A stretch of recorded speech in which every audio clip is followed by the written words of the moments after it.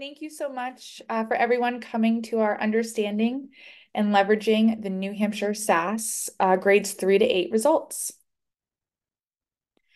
First and foremost, we want to say thank you to the New Hampshire Department of Education. We love our partnership with them, and they're the reasons why we're able to deliver you these webinars. Just so you know, everyone is muted, but we do have the Q&A and chat open for you. If you have any questions, my colleague Heather and myself will be manning the chat.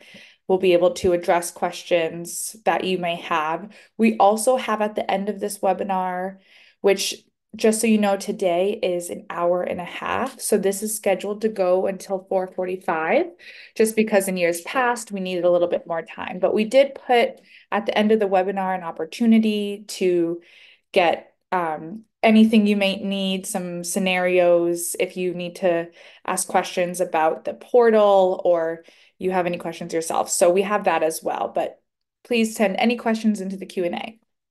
Also, about 24 to 48 hours after the webinar, you will receive an email with the PD certificate, this slide deck, so you'll have all the screenshots of everything and anything else that comes with it. And then lastly, as always, you'll have a brief survey that pops up at the end of the webinar. We very much appreciate your feedback. My name is Marissa, and I work at Demonstrated Success. I will be one of your presenters today. And we also have my colleague Heather with us today. Hi, everybody. And we'll be going back and forth. And then Kristen Crawford, she's not here today, but she is a part of this contract, and she's a great resource for you to go to if you have any questions about the New Hampshire SAS as well as us. We like this quote from Richard DeFore just to remind ourselves, kind of why we're here and going through this.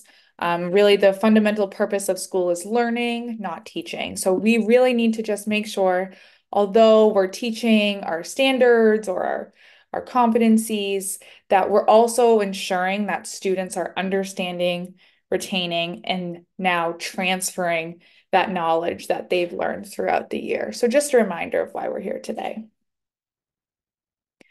This is the agenda of what we're going to be going through today. We're going to start off with just the reporting structure, scoring structure.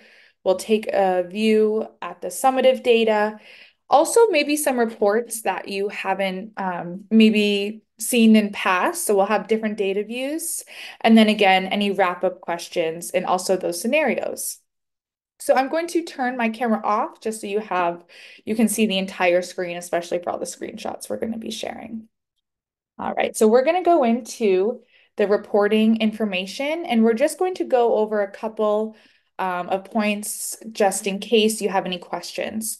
So just so you know, math and science, when students take the math and science New Hampshire SAS, those results are available on the portal as soon as the tests are completed. So you will be able to see those results when when they submit their assessment. The ELA results will be available once the reading and writing portions are complete. So both of those portions have to be complete. And this year, we know the writing was done in March. That is going to be hand scored this year. So those results, as soon as your students take the ELA assessment, the results will not be available right away. These will be available sometime in mid-June, we are told.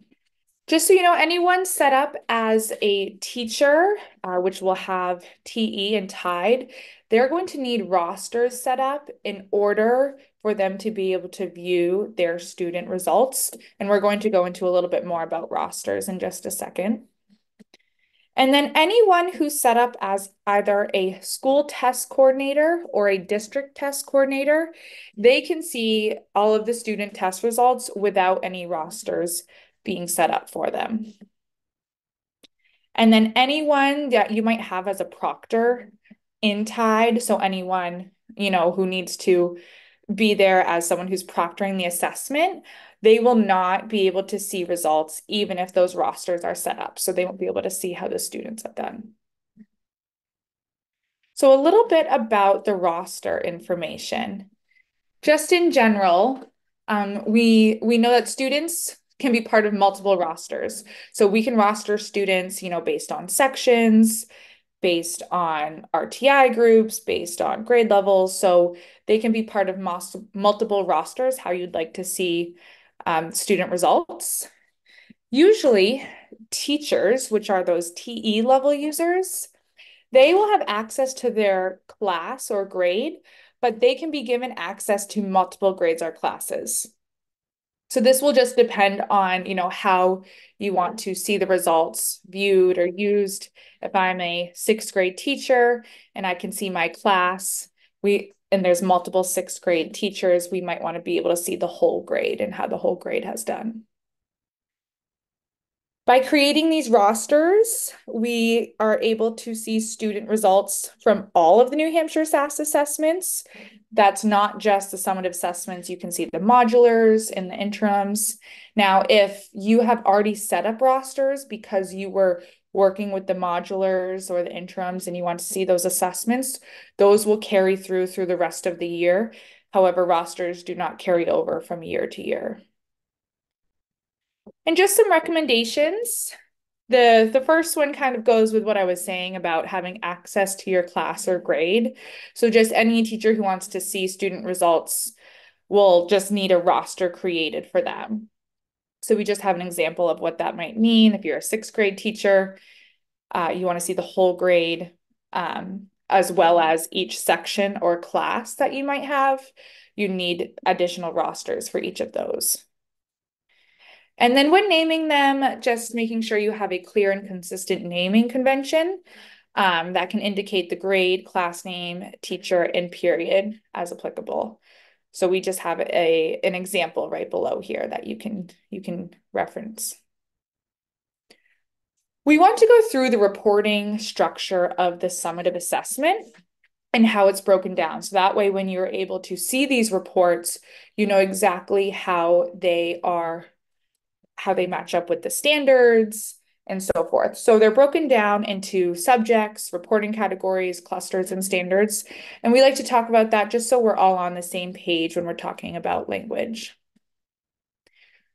The New Hampshire SAS, first and foremost, is broken down into the three subject areas. We have ELA grades 3 through 8, math is grades 3 through 8, and science is grades 5, 8, and 11. The math and ELA standards are aligned to the Common Core state standards, and the science standards or the science assessment is aligned to the next generation science standards. So we have the reporting structure. We can view reporting in any of those three subjects for the specific grade levels. And then within those subjects, we are able to look at specific reporting categories. On the left here is a math example. Grades 3 through 5, it will not change. So that's bundled in one part of the table. Just so you know, anywhere you see the word and, that is two domains reported out in one reporting category. So those are the domains of math: operations and algebraic thinking, numbers, base 10, and fractions. So those are two domains, again, reported out in the same reporting category. We also have modeling and problem solving and using mathematical reasoning. Grades 6, 7, and 8 differ depending on the grade level domains. ELA, grades 3 through 8, all the same. We have reading informational text, reading literature, and writing standards. So the grade levels doesn't matter. The reporting categories will be the same. And same thing with science. For grades 5, 8, and 11, we have earth and space science, life science, and physical science. When we're looking at the standards, the reporting categories are those domains that we said. Those are our operations and algebraic thinking, numbers and operations in base 10, that those gray parts depending on, how you're looking at the standard. But there's typically 5 domains in each grade level, typically. And then for ELA, the domains are right here: the reading standards for literature, and reading standards for informational text. Those are our reporting categories. For science, our reporting categories, here's an example of what you might see from the next generation science standards. We have physical science, life science, and earth science. And you can see, for instance, at the top, 5-PS1, that's a physical science domain. Within each reporting category, we then can see reports for our students broken down to the cluster and standard level. So if we're looking at operations and algebraic thinking, that was our reporting category. Within operations and algebraic thinking, we then have clusters. We are, that's being what's pointed to, that bold statement. So within operations and algebraic thinking in grade 5, as our reporting category, we have writing and interpreting numerical expressions as a cluster, also analyzing patterns and relationships as a cluster. Within those clusters, we then have the standards listed underneath. For reading, again, we have reading standards for literature. This is our reporting category. Within that reporting category, we have clusters. These will be the same for grades 3 through 8. So we have key ideas and details and craft and structure shown here.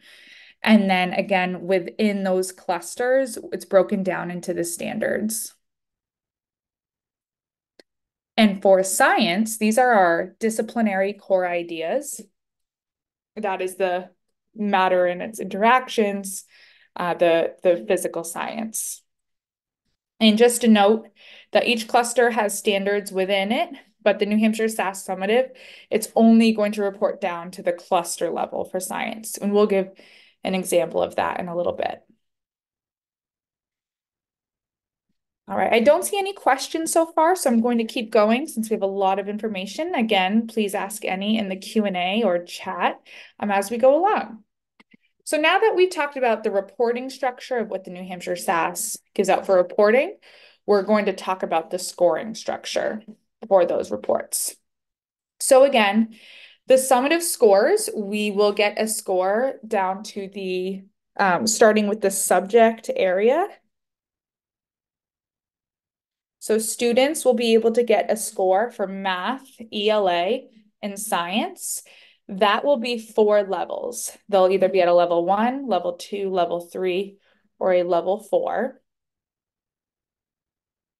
So level 1, that is below proficient. So we're able to get a description of, what that means. And we'll talk a little bit more about, specific levels of students. We also have level 2, which is approaching proficiency. Level 3 is proficient in applying, and level 4 is highly proficient in applying. We then have our achievement level cut scores. So you're able to see them here for math, ELA, and science, what those cut scores are. These are really great to look at because if you have a student that scored, a level 2 and you want to see how close to a level 3 they were, you're able to see that based on their cut score. So you'll be able to get a copy of this and be able to see these screenshots.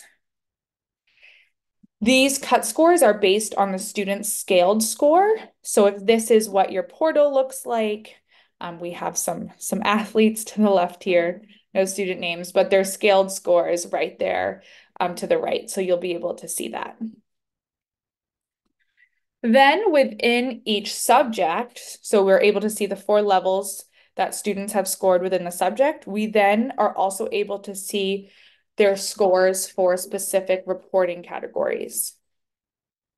So again, these are our reporting categories for math, ELA, and science. And for the reporting categories, students can score either low, at or approaching, or on or above. This is where sometimes we look into the portal and we don't see any blue, and we think that why aren't any of my students a level 4? But that's because there is no level 4. The level 1, 2, 3, and 4 go away. And now there's just 3 scores. It's low, at or approaching, on or above. And we want our students to be on or above. We want to see green. So each reporting category has specific performance level descriptors. This is what I was talking about, where if you wanted to see more information about where they scored and why, these you can find the descriptors of how they did. We just took some screenshots of some examples. So these reporting category scores, this is a science example. So you can see their total scores for science. That's where you see the level. We see level 3, level 4, level 2. This is where those 4 levels come in. And then to the right, we have our reporting categories. We have earth and space sciences, life sciences, and physical sciences. This is where we change to that low, at or approaching, or on or above. So this is where we say we don't see any blue, but that's because there is no option for that. Again, we want our students to be on or above. Lastly, we are able to have scores down to the cluster and standard level. And we're going to talk about what this looks like. So for ELA, a reminder that this is, you can see reading literary text is our reporting category. If we are to expand that, we can see there's more clusters, but just for what we're showing, we can see 2 clusters, craft and structure and integration of knowledge and ideas. And we can see that down to the roster level for a class. So the clusters we can only view at the grade and roster levels. They're not available for scores at the student levels. Within each cluster, we get a level for this each standard, that low, at or approaching, on or above. So you can see craft and structure, the cluster. Within that cluster, we have standards 4, 5, and 6. So we can see whether they're proficient or weak or strong. And you can even, if you click on that blue eye, you'll be able to see what that exact standard is. So if you have the standards with you, you can definitely cross-reference. But if you're just looking on the portal, you're able to see the specific wording of that standard. So we want to take just a look at the standards and what those 2 indicators mean for proficient or weak or strong. So under each standard, you will be able to see your students' proficiency scores, whether they were low, at or approaching, or excuse me, below the proficiency standard, at or near, or above the proficiency standard. Sometimes you'll see insufficient information just based on, how many questions or how many possible points students got. There might not be enough information, but we're able to see that craft and structure standard 4, we cut off to the left, but that it was mostly at or near the proficiency standard. The second indicator is a weak or strong indicator. And what this tells you is whether this standard for you was an area of strength, whether the performance was similar to the performance on the test as a whole, the student scored pretty average, or it was an area of weakness. And what this means is what it has done is it has taken all of your standards and it has put them in order for students where your students did the best, and where your students, it put them in order of where your students did the best to the worst on. And so it lets you know whether that was an area of strength relative to your school, not, a national thing, just relative to your school, whether it was an area of strength, it was pretty average, or an area of weakness. And just a clarification for the science, as we said, it's not down to the standard level. Just we have a reporting category, we have those disciplinary core ideas.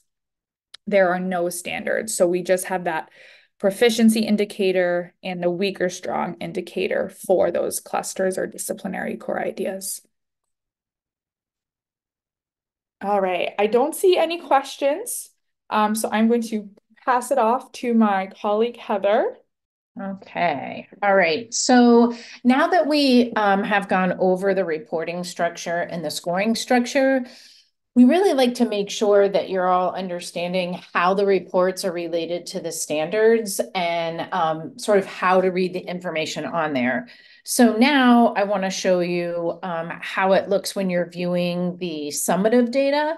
What we've done is we've created for these slides the whole slide deck is kind of like a user guide for you. So we're going to kind of go into the different ways that you can view the summative data. If you have questions again as you're going, definitely put them into the chat, but also at the end, we're hoping to be able to go live and show you anything we can with the demo database.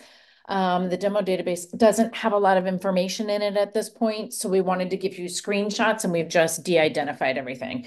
So here we go. All right. So when you're viewing the summative data, you need to go into that Cambium portal, which is newhampshire.portal.cambiumask.com. If you just type in New Hampshire SAS, like NH SAS, it's the first thing that pops up in Google as well. So it will bring you right to this page here. And on this page, there's a lot of different information, but because we're talking about the reports, we want to go right into this test administration. Once we click on test administration, there's a whole slew of things that are like to prepare for testing, to administer the test. Down at the bottom on after testing, you're going to click on reporting here, and it's going to ask you to log in. So here's just a couple of things to note about logging in. If you weren't somebody who, administered the assessment and you're logging in for the first time, you can't view any data unless you do the test administration certification. District coordinators might be able to, but I don't believe so. They've kind of put that in.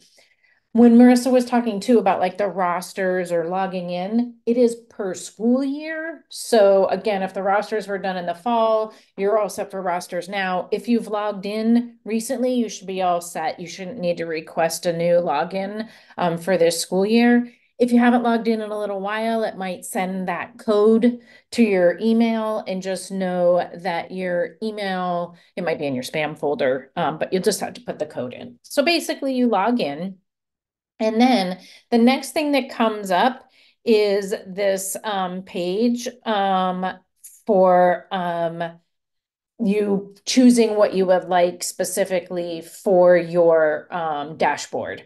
It will automatically highlight anything that is done for a summative, and then you can just click this go to dashboard button right here, and it will bring you to the dashboard. If you wanted to also look at your benchmarks or what they call modular assessments, you should be able to click on those and you would have everything that you've done specifically for the year on your dashboard generator. I have found that each time you log in, the dashboard generator sets and you have to choose it again. So I don't think it's remembering it necessarily. So just know you're in, and now I see my dashboard. I also want to make it clear we have summative ELA data in our screenshots. That is not going to be available for you again until mid-June, like Marissa said, but we wanted to be able to show you what it will look like. So we've got that information on this screen. But again, please note, you will not see your ELA data for another probably month. So this is our home screen. What it does is it shows you the average of all of the scores. So you can see there's a lot of tests that were taken. You can see what the distribution was for how students did overall. This is not per grade level. This is like the whole shebang put in together. And it's giving you that overall total, like Marissa said, with the 4 levels of proficiency. If I was looking at this right here, I am going to see right here, these are my level 1 students. These are my level 2, or so these are below, these are approaching. And these two here together are my overall proficient, because this is proficient and highly proficient here. So that is our dashboard here. If I wanted to go in and look at my math data, I just click on that and it opens up all of my grade level information for whatever grades are applicable for my particular school. So right now it looks like I have, or for my district, right? I have grades 3 through 8 math, and I can see all of the information here up at the top. Any of these fields at the top, these little two arrows here allow me to sort by any of these fields. A lot of times if I'm going back and forth, sometimes I sort it by test grade. So at least it goes from grades 3, 4, 5, 6, 7, 8. You click it once, it does it. And then if you click it again, it will do it in, like ascending, then descending order. Um, if I wanted to look at each grade level, this is where the performance distribution breaks out for each grade level, and then you can see when the test was taken. Here's again all my grade levels and the general information. If I wanted to, let's say I'm part of a really large district or I'm a district coordinator, there's a lot of different ways that you can kind of filter the information. So over here on the filters, if you click on this, it allows you to say you want to see maybe just your modulars or your benchmarks. These are our SAS summatives, so it's already done there. The test reasons for all the summatives are going to be the same, but you can say, I just want to see a specific school. Maybe you have more than one school in your district, and so you're able to choose the drop down here and choose your specific school or schools that you would like to see. If I wanted to see a specific grade level, I'm going to go into right now, grade 5 math. I click that, and this is what I see. If I'm looking at this right now, this is the district level. A teacher would never see this. They would never see multiple schools unless for some reason they had district coordinator access, but somebody who's a teacher level or a TE doesn't see this. This would be like a district coordinator that would see this particular information. So again, you're seeing all the school information here. If you are a school administrator, what you'll see is you'll see the district and just your school name here. You won't see any of the other schools in your district. You've got, again, your general information. All these two things can be sorted if you wanted to sort them, but it gives you that sort of student count, the average scaled score. Again, that average scaled score, those cut points that Marissa was talking about, that document will be available. It gives you the performance distribution and then the total amount of percent proficient. Again, these two numbers added together to here. Every once in a while, you'll see it be off by maybe 1%, and that's because it's, it is rounding. So every once in a while, just by like 1%, it's off. But for the most part, they're accurate there. Over here, you'll see this little eye. Again, this is where I was talking about those cut points. You'll be able to see overall for your district how close to you to the next cut point. So if I'm in grade 5 here, and I'm looking at, for my district, I'm looking at about a 470. Looking at grade 5, a 470. Overall, you're about a level 2. This plus or minus here is what we call like a standard deviation. So this is how accurate they feel like this particular score is. So it could either go up to a 473 or could be down to a 467. So this is a plus or minus 3. So the higher this number, the more variable the particular score could be. When you get down to the student level, sometimes you see that variability be pretty big. Over here on the right-hand side, these are our reporting categories that Marissa was talking about. So here's where we were looking at anything with kind of like this and in it. Modeling and problem solving is one, but this is measurement and data. and geometry. They're all put together in one reporting category. Same thing with numbers and operations in base 10 and numbers and operations fractions, two reporting categories in one. When they created these tests, they had to have a certain amount of points within each particular reporting category. So some reporting categories that made sense were combined. The great thing is, though, that you can look down specifically to the standard level so you can know which particular domain that you're talking about specifically with math. You can take a look at that and the individual standards when you're looking at the school or roster level or district level. When you get down into the student level, it's a little bit different because it won't break it down into your clusters. It's just a full reporting category for your students. So we'll show you that in just a little bit. So if I open one of the reporting categories, this is what it would look like. So I have my total here, I've got my school information, and then I've got, again, this information on the right-hand side. For each school, I'm able to see how that school is performing and whether they're proficient or weak or strong. So for operations and algebraic thinking, we can look here, and then that's my reporting category. Within there, we've got our specific clusters of standards. And then we also have the specific standard information that's available. So you can see by standard how students are doing. Again, we're looking at those proficient. Some people like to just look at this proficient area and see, okay, are our students below proficiency? Are they at or near? Or are they above the proficiency standard? Sometimes, like this, you can see all of these X's in here. So this particular group of students are having a hard time with operations and algebraic thinking. They are below proficiency standard. And so what Marissa was also talking about with that weak or strong, this is that second indicator that can help.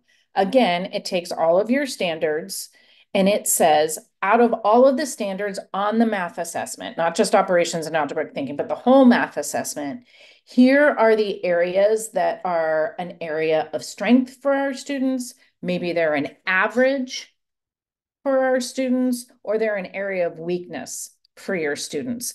So this second indicator can help.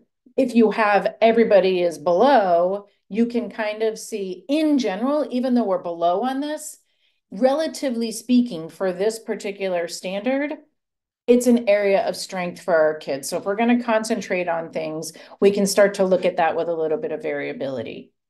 If it confuses you completely and it sounds like I'm talking gibberish, definitely just look at that proficient area. But we'd love to look at this data to see where we need to focus on and what we need to do for our students within our particular grade level. We're showing you 1 year of data right now, but we can also pull this for more than 1 year and start to see trends to say, wow, this particular cluster is low year after year. So what do we need to do to be able to have students apply their understanding for this particular cluster of standards or this area of mathematics? If I wanted to go into a specific school, again, if you're a school coordinator or teacher, you're not going to have what I've just shown you here. So I can show you the particular school here. And then what happens is if you have your rosters set up for a particular grade level and for your teachers, you will then be able to see the same information broken down by roster. If you don't have any rosters, then it will just say students not on any roster, and it will be one row underneath school. But again, now I'm showing you the rosters here. And then, like I said, students not on any roster will show up if you don't have rosters set up. If I'm looking at this roster information, again, you can see overall, you can see the roster name here. You can look at any of the reporting categories again. As you open any of them up, I'll just show you use of mathematical reasoning and modeling and problem solving. You can see here, those particular areas will not have the X's and the pluses and the minuses. Those two areas I wanted to open up because they do not have specific standards associated with them.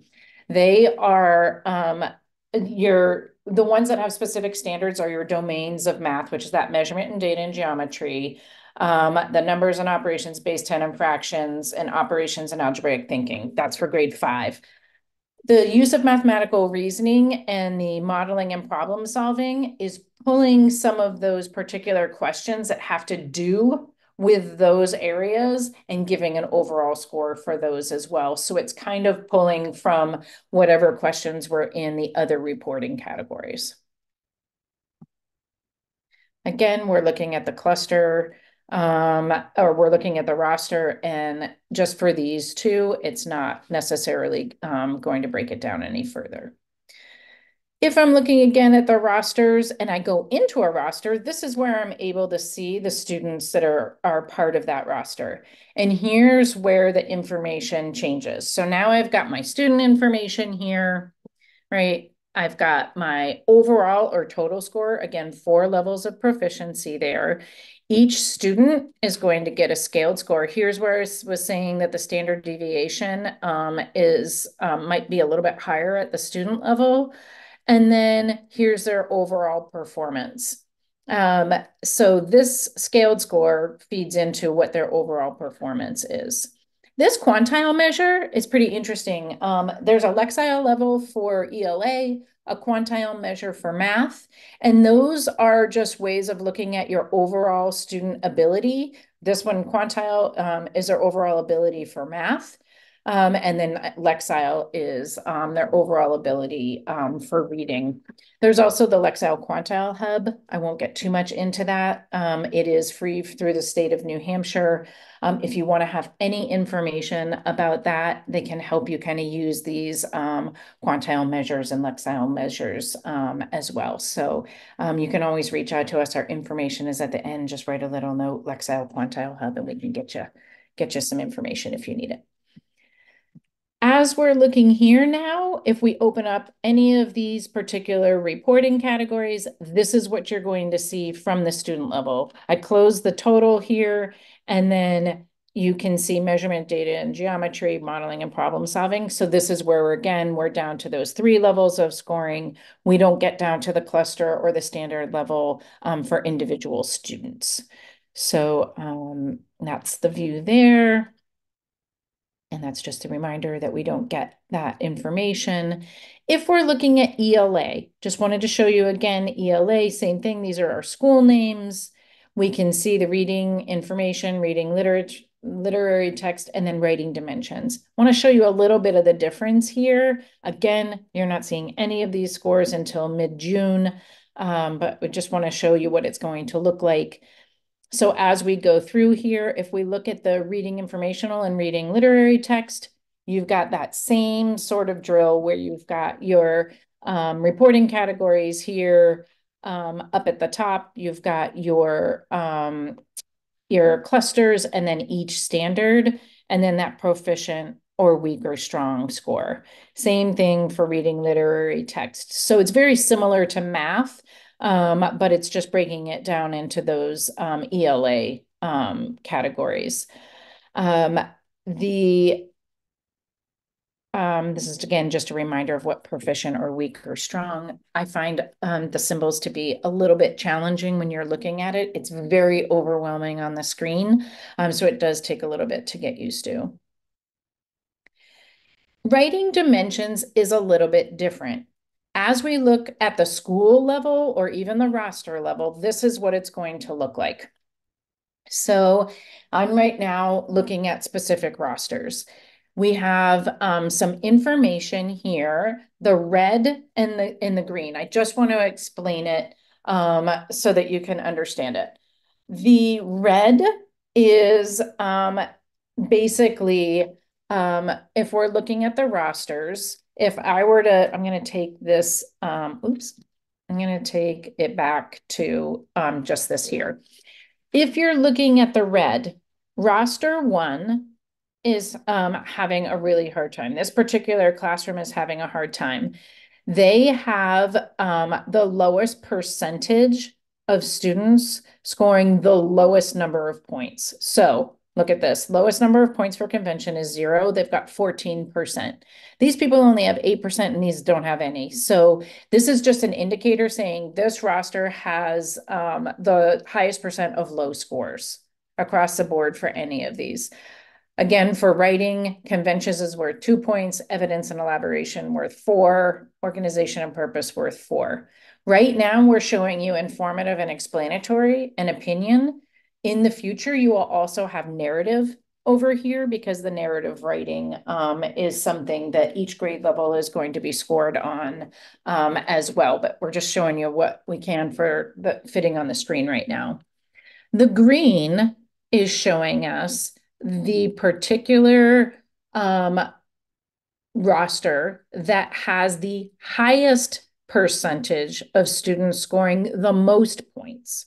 So lowest scoring the most and highest scoring the most points, right? So this 75%, you can see it is the highest of the 3 rosters. So this is it.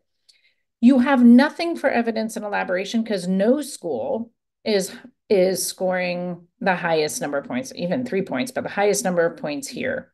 Same thing for organization and purpose. No school scored 4 points, so you're not going to see green. But then you've got for conventions and evidence and elaboration on opinion, you've got this particular roster. So these folks are having a hard time. These folks are doing a little bit better, and these folks are kind of in the middle. So that's an overall information about what you'll see at the roster level or at the school level. When we start getting in a little bit further than that, and we go into the school, we can see again, if we go into a specific roster, now we have our students again. And what we're going to be seeing now for writing and reading informational text is we're going to see, here's the reading informational text and reading literary, just like math, looks very similar, that low, outer approaching, or on or above. We want on or above to be here. This is what the writing is going to look like in the essay information. So here's how you're going to read this. So this particular Simone Biles, she scored 1 point on conventions and 1 point on evidence and elaboration and 1 point on organization and purpose. She's having a tough time, right? She did not do opinion writing, so she's not going to get anything there. We have here Michael Jordan didn't get informative or explanatory text. He did great on conventions, only 1 point for evidence and elaboration and 1 point for organization purpose. So you can see now, we didn't used to be able to see the number of points in each particular category. What would happen is it used to show us just the total number, and you would see 3 out of 10 for Simone. You would see 4 out of 10. You would see, I'm adding in my head, 6 out of 10. And then you would see Michael Phelps is doing pretty good here for the group. He is getting a 9 out of no, it's not. Yeah, a 7 out of 10. Oh my gosh, I'm a math person. It's too late in the afternoon for me, I think. 7 out of 10. So anyway, you can see now what each particular student is doing. I also love this because as we do the reports, I like to be able to see what percentage of students are scoring in each particular category and those number of points, because then we can start thinking about like, where do we need to kind of maybe beef up some of our teaching to make sure that our students are getting what they need. Again, this year, they're recalibrating the scoring for writing. The hope is that with the new scoring, they're taking all of the assessments and they're being hand scored. The hand scoring on that is going into the computer scoring.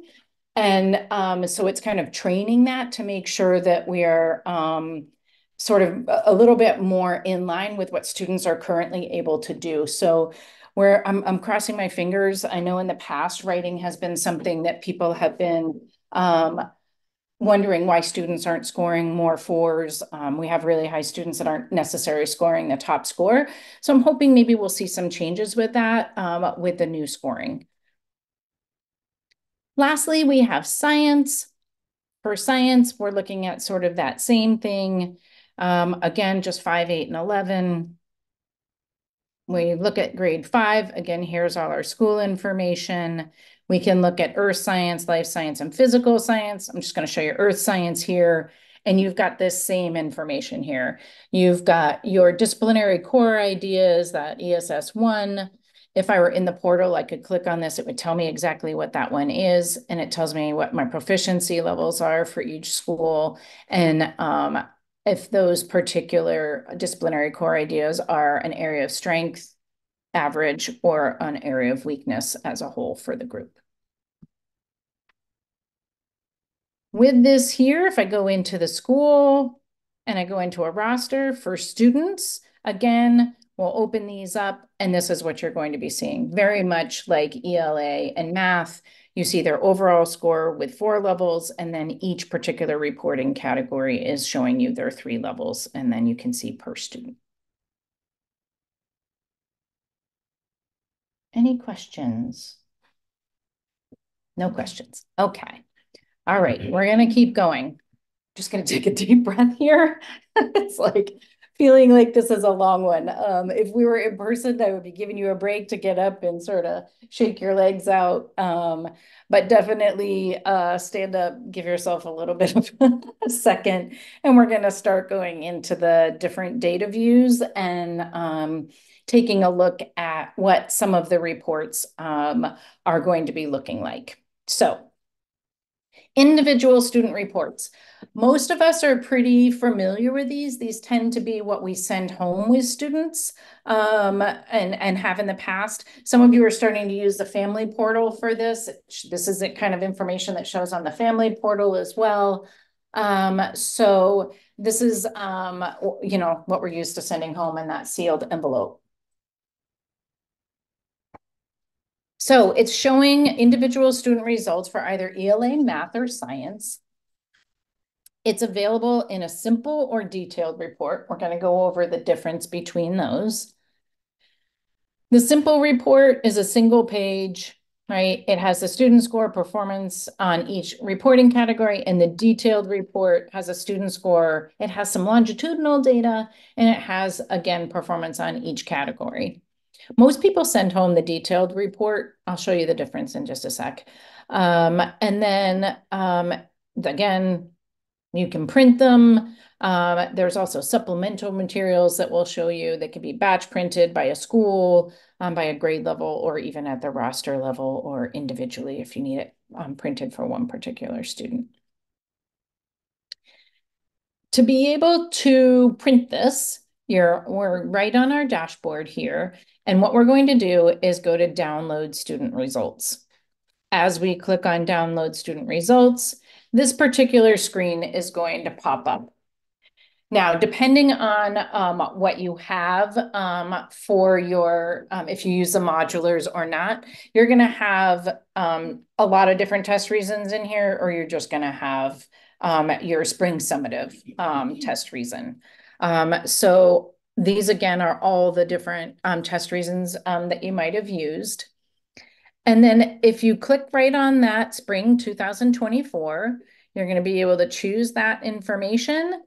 And then the next thing is you're going to select the assessments. So maybe I'm printing for my, you know, particular district or school or what have you. I'm printing the math summatives. So I've selected each one of the math summatives here. And then I can choose up to 3 schools. So if you're in a really big district, most people are doing this by school or even by grade level. So you wouldn't necessarily be doing this, but you can only choose 3 schools here. You choose those schools. And then on the left-hand side, we have selected individual student report. We would like it in a PDF. And right now we're looking at the simple report, and I don't want the supplemental materials at all. I'm going to hit generate. What happens is it brings you right back to your dashboard and you think, okay, that did nothing. But now what's happening is everything is in this secure file center. So you're going to click on the secure file center and it will open this up. Everything that you've created for a report will show up in your secure file center. If you open it and you see on the side here that you don't have this, it's like in progress, just keep hitting recent, recent, recent, recent, and it will at some point within a minute or so will refresh and you'll be able to download it. To download it, you're just going to click on the link. It's like a hyperlink and it will download straight to your computer. Then in your computer, you can open it up and this is what it would look like. So this is the simple report for math. You've got the general information here. I just wanted to make it a little bit bigger. So this is the top. So at the top, you can see where the student score is. You can see what level they are. The information here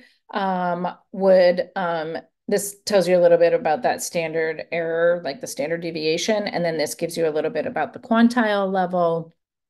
At the bottom, you can see where a student's performance is on each particular reporting category. And then it gives you some pretty cool information about each student and what they're able to do and what the next steps would be for that particular child. This report is also available in a detailed report. And so what we're going to do here is, again, we're going to choose download student results. We've got this page again. We're choosing spring 2024. And now, as we're looking at this again, we can choose whatever grade levels that we would like, whatever schools, but on the left, we want to choose detailed and generate. Again, where did it go? It's in my secure file center, downloaded in my secure file center. And then this is what the detailed report looks like.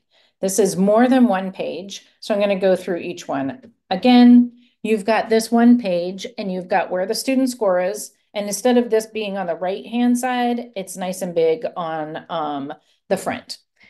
Then you have a longitudinal chart. So this is where the student information is for the last years that they have done the assessment. And you can see sort of where that student growth is going and how they're doing. This is the last page. And then this is the information. We pulled the ELA one here. So you've got your reporting categories here and what those mean. And then here they got the opinion essay. They got 5 out of 10 points. And they tell you the score breakdown and what the information is that is pertinent to them for conventions, evidence and elaboration, and organization and purpose. This is the supplemental material. So if I had said, please print this with supplemental material, this is what you can send home with a parent. So sometimes this is the cover page. And then the other pages for each subject go behind it for a student. And then it just kind of breaks down a little bit of information for teachers about, or for teachers, for the parents to be able to understand, parents or guardians to understand what each thing means on the page. Okay. Pause right there. Those are the individual student reports. Under download student results, we can also look at some of this information in more of a spreadsheet form rather than a PDF form. So this would be something like up here, this would be great for teachers to look at for students, but sometimes we like to see it in a spreadsheet. The spreadsheet isn't going to give us all of the sort of great information about where they are with organization and purpose and conventions. It's going to give you some scoring information, but it's not necessarily going to give you all the words. But it's great to be able to look at this either at a district, school, roster, or student level. You can download the results to Excel. You can download it as a CSV or a text file. For those of you who do not have Excel, You would still be able to download it into Excel. And then what you do, you can't open it obviously in Excel, but you can upload it to Google and open it as a Google Sheet. So Excel is still you can still use it even if you have Google Sheets. You can download again ELA math or science results. You can make sure to include overall scores and reporting category scores. So you can choose that. And then when you download the ELA results, they do include the individual writing scores as well. As we look at again, we're on our dashboard to be able to print this type of report, the data files, we're still going to go to download student results. From here, we again are going to be able to choose the spring 2024. We're going to be able to choose, I'm just going to choose one grade level. I find this a lot. You could do all of them, and then what's going to happen is they're probably going to be in, something, a different file for each assessment. So I might be just looking at grade 4 right now. And then I just want to be able to choose the specific school information. And then here's where I'm choosing that student data file instead of individual student report. I'm choosing Excel, and I'm saying a data file for each test. I'm going to click here to generate. Again, went into my secure file center. I'm going to download it and open it. And this is what it looks like. This is an ELA example. I can see I've cut off all the identifying information. Marissa and I didn't want to show you any, obviously, student IDs or student information. You would have that on the left. And then what you would have from there is you have their Lexile levels, their scaled scores, their actual summative levels for reading informational and reading literary text. You could see what each student did. And then you can see this for informative and explanatory. This is the conventions, evidence of collaboration, organization, and purpose. Same thing for opinion. And again, also, if it could keep going on the right, you would see narrative.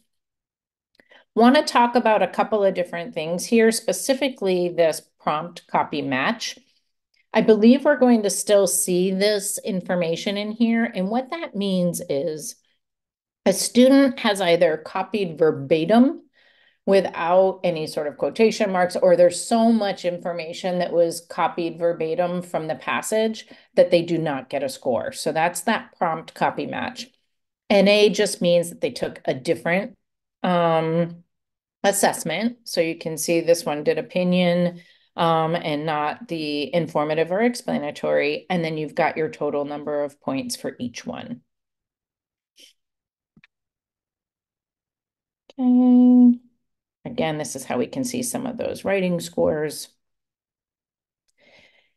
If we want to print a specific report, so now we're moving on from the download student results, we're going to this print button. Reasons we would do this or what we can do for this. It's again, very similar process to what we did with the downloading student results. You can download the results, again, district, school, roster, or student level. You can print the results, save as a PDF, download as Excel or CSV. Again, ELA math or science can be printed. And the results can include overall scores or reporting category scores. And the ELA results, when they're available, will include individual writing scores. So from here, right now I'm printing science results and I'm doing this from the student. So this particular print really just works better when you're actually going into the assessments and all the way down into the performance by student here. The other way, you're just going to run through a lot of different screens and make your choices so you can really print from anywhere. I just like to be on the screen and say, okay, I'm looking at science right now. I would love to print the science results for these students, right? And so I've got my performance by student tab open. If you have rosters set up in your school, what will happen is performance by roster. You could click into each roster and it will give you automatically those performance by the students on that roster. What I love to do is because I want to see this for grade 5 here, I'm looking at science grade 5. I really want to see the performance of all students, regardless of the roster.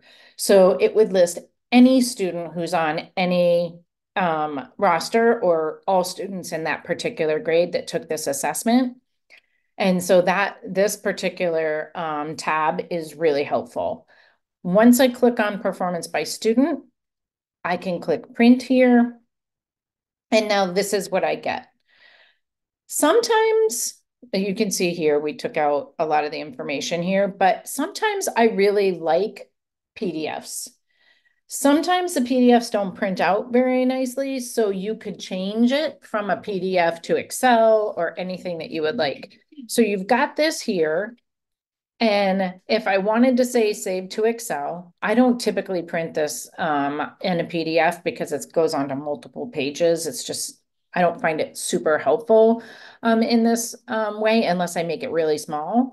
So I'm going to say save to Excel and confirm. Again, this one, actually, when you hit print from there, you don't have to go to your secure file center. It just pops up your secure file center for you. You can click on it, it downloads it, and then this is what it would look like. So you've got, this is, if you have downloaded results before, this looks a little different now. The reason it looks a little bit different is you've got here your school and district information, and then you've got level 1, level 2, level 3, level 4 for the overall score. And then you've got the number of students who are level 1, 2, 3, and 4. The same thing for your earth and space science, level 1, 2, 3, and then the numbers. And then so these are the percentages and the numbers, and it would keep going and going and going to physical science. So these used to be performance distribution percents used to be one column, and it would say 40% slash 36% slash 16% slash 18% in one cell. And so they've broken it up into the different columns now so that it's a little bit easier to understand. And then on the bottom here, you've got a student's overall performance for the total, and then their performance for each particular reporting category here. The last type of report I want to show you is building a longitudinal report. These are relatively new. They were available last year as well, but these are kind of a new thing for some folks. So I want to go through again. Longitudinal, this is comparative. So it shows the New Hampshire summative overall scores for a group of students over multiple years. So this is the longitudinal report can kind of be an overall cohort report. So you're following them through each year and how students are doing. It's available at the district level and the school level. It's available for just ELA and math. It's not available for science because they don't take science in back-to-back years. And so it's not following a cohort for science. And it's only available for grades 4 and above. Because it's longitudinal, grade 3 students, you won't be able to create a longitudinal report because it's just 1 year. So there's only 1 year of data. Starting in 4th grade, you can do the longitudinal reports. To be able to download the longitudinal report, we go right in. Again, we're on our main screen here. We are choosing what we would like. So we'll choose math here. And then all of my particular grade levels are listed. I choose, again, grade 4 or above. And so I'll look at math grade 5 here. The longitudinal report is available here. So right now I see my school name on the left-hand side. And then I go into this features and tools again, and I'm going to click build longitudinal report. Once I build the longitudinal report, this will come up. This is new for some of you who saw the longitudinal report last year. Last year, we only had this area right here. We did not have the longitudinal report for each reporting category um, because it just wasn't available. And it will start to look a little bit different, and it will show the years that they got that they had that particular reporting category. Grades 3 through 5 are all the same, and then it starts to change in grades 6, 7, and 8. So this is this particular year, and then you can see any of the years that they had that same reporting category. And then you see how this particular group of students did this year, year prior, and the year prior to that. You can see the number of students who were a level 1 from 3rd grade, 4th grade, and into 5th grade, level 2, level 3, and level 4. So you can start to see how students are moving. You can also open up this and see the same numbers within the 3 levels for each one of these categories as well. For this information up here, if I'm looking down here, again, that's your overall. Up here, it doesn't look like you can do anything, but if I were to click on this score, it would show it just like this. Right now, it's giving you the points on here. I think that this is a little bit um, I think there's a lot of misconceptions about this, is I guess what I would say. Because if we look at 2022, the way that New Hampshire SAS works is your scaled score each year should increase. So we're automatically looking at this and saying, oh, yeah, our scores are going way up. Our overall this year was below a 460. Now we're at 500. Well, they're supposed to, because if I'm looking here, these are not dramatically increasing for each one of these numbers. So it can be a little confusing. If I click on this score and I get something that's a bar graph like this, you can see, okay, this is how many students were a level 1, a level 2, a level 3, and a level 4. And so that can be super helpful to see it that way. So I just wanted to give you a heads up. This can be sort of a source of misunderstanding for folks. Again, over here, I can print any of this. If I click print, again, I can save it as a PDF. It's a little tricky, but you can print it. It will definitely go on to multiple pages.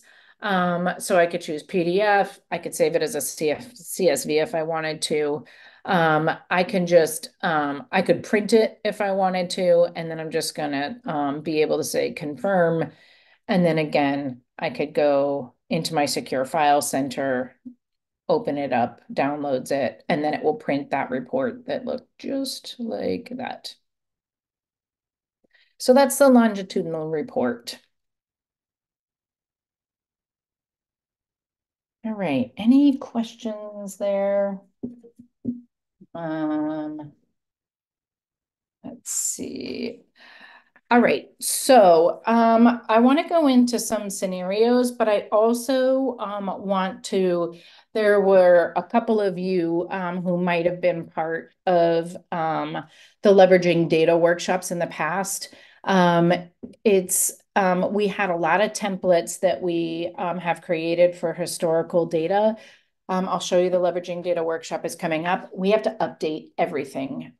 So if you're not sure what I'm talking about, then just for a second, bear with me, because again, we've got historical reports that we've created in Excel, and they refer to downloaded reports that are within New Hampshire SAS and the portal. And because those Excel spreadsheets have changed, those particular historical reports are no longer accurate.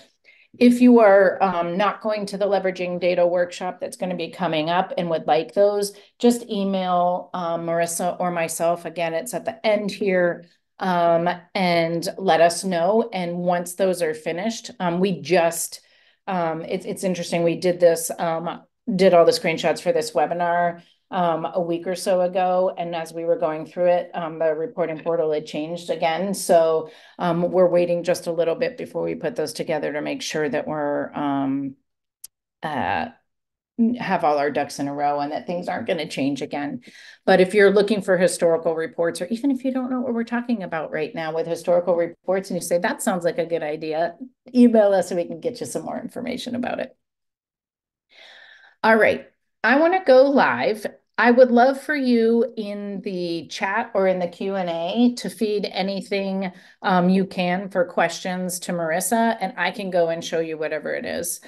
I have the New Hampshire SAS portal in my favorites, so it just shows up here. I'm going to go straight to this test administration.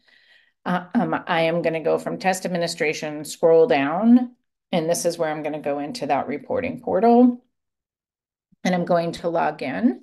For me, if you're a district coordinator or you have more than one type of access to Cambium, you'll get this drop down. Most people don't.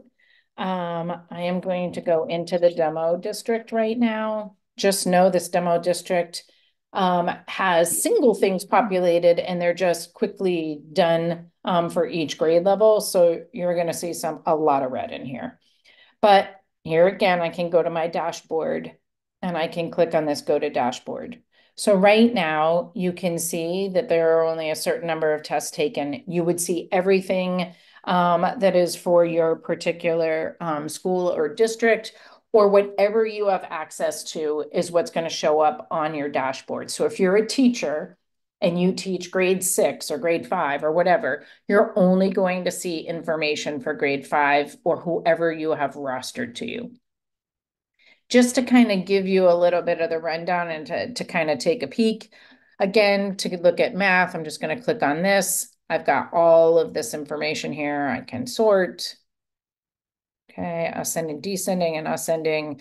I can click in and I can say I want to look at grade 5. I've got my school.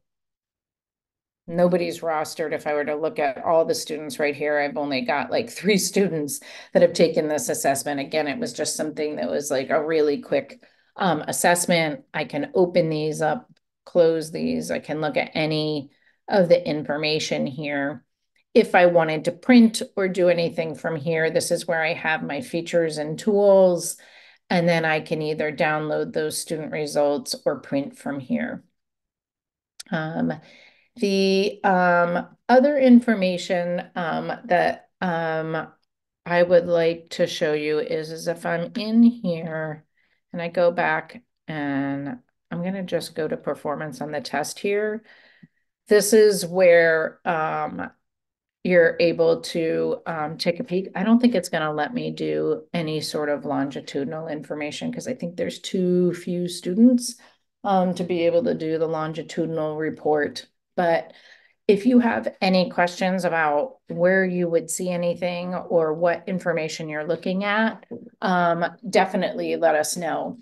One thing that we did not show you in the slides that can be really helpful is this change reporting time period. So right now I'm looking at all my current data for 23, 24. If I go back to my dashboard, I can see here that I'm in the demo district. I'm in 23, 24, and this is all the data for that. If I wanted to see last year's information, I would hit change reporting time period and I would choose last year. Where people get mixed up and where you start not seeing the data that you want to see is if you do not change this view for students who belong to me and had tested on or before basically this date. You want to put in this at all times, 6, 30, and then whatever year you are looking at. I was looking at 2023. That will ensure that any of your test results show up. So again, 2023, I need this to end 6:30 in 2023, and I hit save. I hit go to my dashboard again because I want to see those. And again, now I'm looking at 22, 23 results. So this is showing me the information from 22, 23. So again, if I want to look at ELA, all of the reports have changed, not just for 2024. So the good news is we're still looking apples to apples, even though those Excel spreadsheets have changed a little bit. So if I wanted to look at the summative ELA for grade 5 here. This is where that writing dimensions are again. And if I go into the school and I choose, I can either choose students not on any roster, or I could have chose by student, then I can see all my writing results and information in here for each one of my students. If I wanted to print this, again, I go to features and tools and I can print right from here. I wouldn't probably want it. I'd want it in Excel, or I could say print whatever. If I print it, it's going to print this. So I'm going to say save to Excel, and then I can confirm, and it will go right to my, it doesn't like me doing this right now. It will end up most likely showing up. So that's the print from there. I'm trying to think if there's anything else. Again, if I wanted to change and I wanted to see the previous year from that, 2022, I have to change this to 2022, hit save. I go to my dashboard, and now I've got all the 22 results. I'm just going to pause right there. I'm not sure there's anything else to show you within this particular reporting portal. I'm going to go into the rest of the slides. I'm Heather. Marissa's here with me. This is Kristen Crawford's information. Definitely reach out to us if you have any other thoughts or questions. And other than that, we appreciate you coming, and hopefully we'll see you at another training soon.